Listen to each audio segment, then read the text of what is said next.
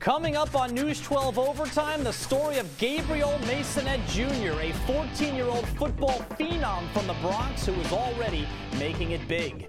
Pro hockey in Brooklyn? It's a real thing, but how have the Islanders and their loyal rabid fans been welcomed to the borough of Kings?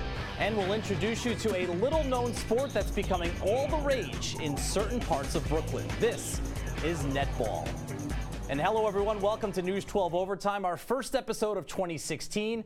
I'm Pat O'Keefe. We'll take an in-depth look at those stories over the next half hour. But first, a remarkable comeback on the soccer pitch.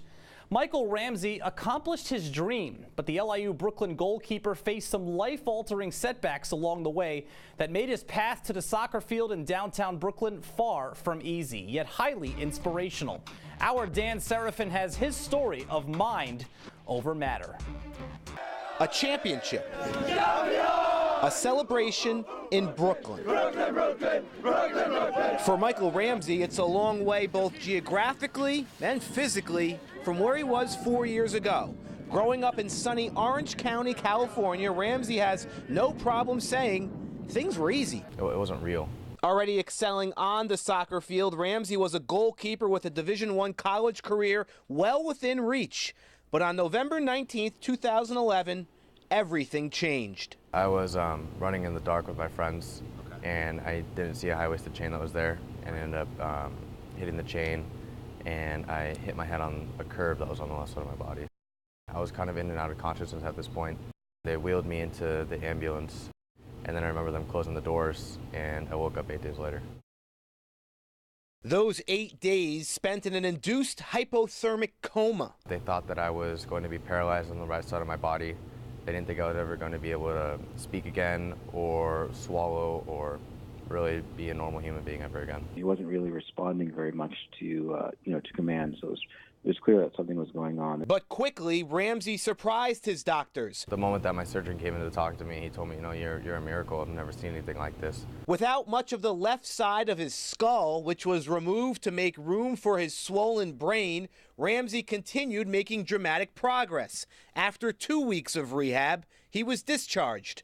Almost a month after that, Ramsey returned to the hospital for surgery to reattach that part of his skull. His final surgery, he thought. I thought I was at the finishing line at that point. Everybody thought I was. Everybody was celebrating. The nurses were celebrating. Everybody was happy that it was some, miracle. 10 hours after that surgery on January 5th, I had a massive hemorrhage right in my speech center. So that really set me back to before.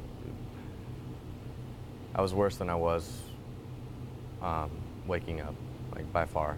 This time, Ramsey was paralyzed. And I woke up the next day and I didn't know what happened. 5 brain surgeries in the span of 8 weeks. Doctors stabilized Ramsey, but once again, the prognosis wasn't good. Suffering from aphasia, Ramsey could understand what people said to him and use his brain to think of a response, but he couldn't speak, at least not in English.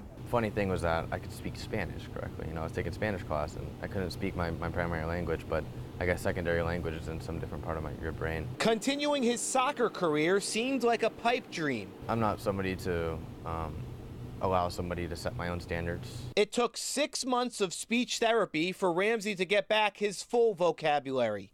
Next was getting back on the field. That took much longer. In July of 2012, 9 months after his initial fall, Ramsey started no-contact soccer drills. A month later, he was cleared by doctors for contact, but he was just not ready for it. Ramsey never thought about quitting, but says he didn't think he'd be good enough to play at a high level anymore. And I was terrified to get back into the cold. Wearing a specially designed helmet, Ramsey's club team saved a spot for his return, but it took months for him to get comfortable on the field. Do you really want to keep doing this? And do you really want to keep battling with yourself? And is it worth it? And then I thought, it is worth it. And so I kind of just stopped thinking, and I went out there and started playing. By the fall of 2012, Ramsey was back on track. LIU Brooklyn was in contact, interested in bringing him across the country to play soccer, and that idea intrigued him. Over the next year, he got back his prior form, and on Halloween of 2013, nearly 2 years after his initial fall, he committed to LIU Brooklyn, accepting a scholarship. Michael never stops in terms of his own effort. You know, he's the best example of a guy that will give everything for his team and for himself to improve. After his college soccer career ends, it's not surprising how Ramsey plans to make a living. I want to be a neurosurgeon, actually.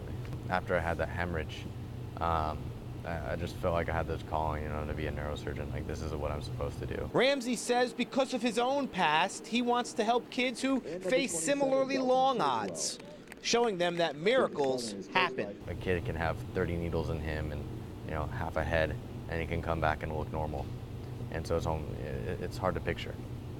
And so I kind of, paint that picture for them and say, like, this is what I was and this is what I am now. Like, it's possible to be okay. It's even possible to become a champion.